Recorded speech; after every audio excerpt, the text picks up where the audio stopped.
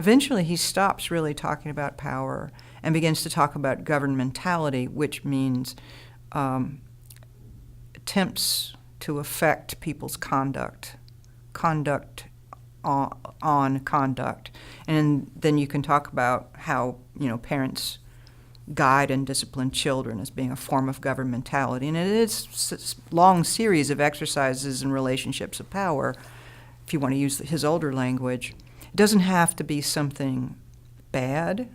And in fact, we can't really do without it. You can't imagine a world in which there was no forces in tension with each other. It wouldn't be possible to live. So power is a placeholder in a sense, in that it is an attempt to inject, just as history is an attempt to inject into that older Enlightenment way of thinking something that will make things seem less stable and inevitable and absolute. But it's really forces in tension, So things can be reconfigured. They're more like, those terms are more like levers to begin to move things that look immobile. So I wouldn't put a lot of emphasis on the word power.